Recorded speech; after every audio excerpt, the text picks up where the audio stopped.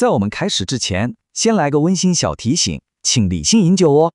欢迎收看，今天我们要来解锁一个超有趣的秘密档案，带你深入挖掘好事多 Kirkland Signature 葡萄酒系列背后那个你从来不知道的惊人真相。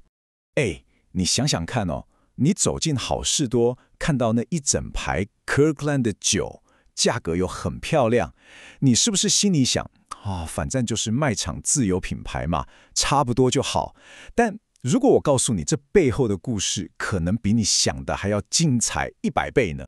好，废话不多说，我们直接切入正题。今天我们就是要来回答这个最关键、大家也最好奇的问题哦。到底是谁在为好事多酿造这些 CP 值爆表、广受好评的葡萄酒？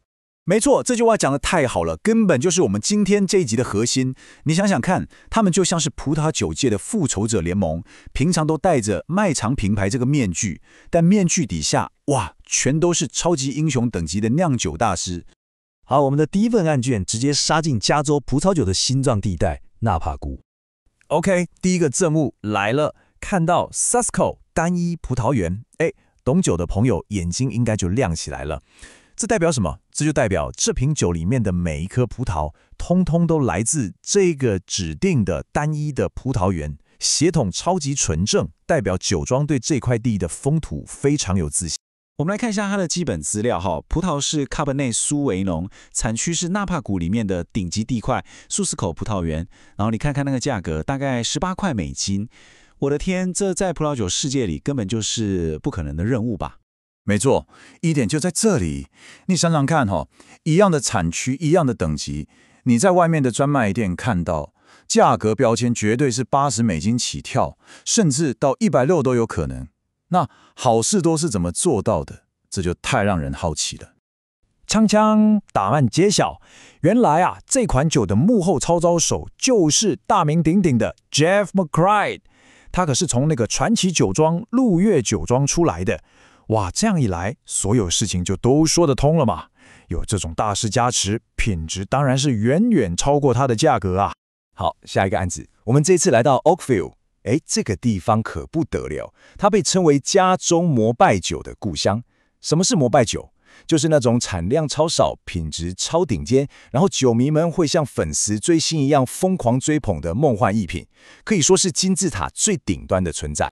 那这款酒的价格一样很夸张，不到20块美金，你就可以喝到黄金产区的风味。不过它的厉害之处可不只是便宜而已这就有趣了。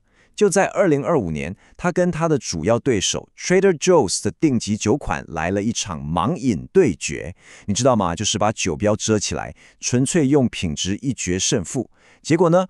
评审们喝完之后一致认为，好事多这款酒的口感更柔顺，风格更优雅，直接把它 KO， 赢得超漂亮。那这位冠军酒的幕后英雄又是谁呢？没错，就是知名酒庄 Girard 的首席酿酒师 Glenn Hugo。你看看，又一个超级英雄现出原形了。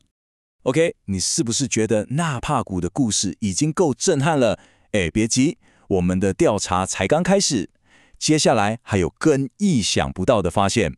好，接下来这款酒它在2025年引发了一个超奇特的现象，让所有酒迷都吓了一跳。你没听错，就是逆势降价。在这个什么东西都在涨价的年代，这款来自俄罗斯河谷这个知名产区的黑皮诺，价格居然还往下降，从11.99降到10.99美金。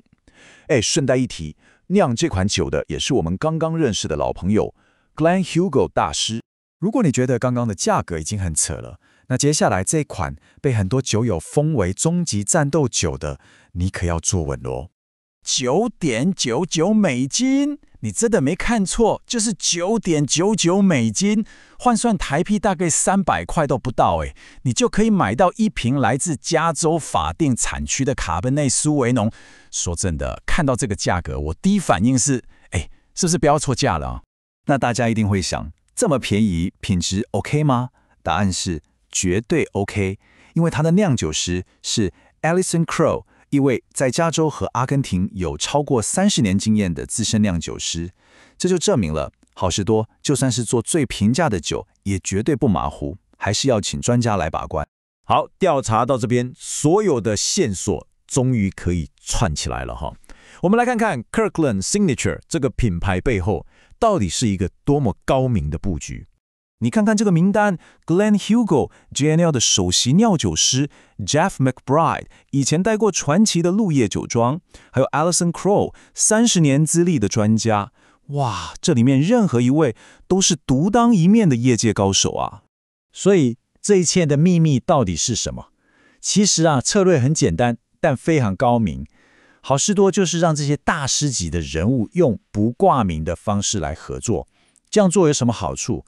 第一，这些酿酒师自己的高价品牌不会受到影响。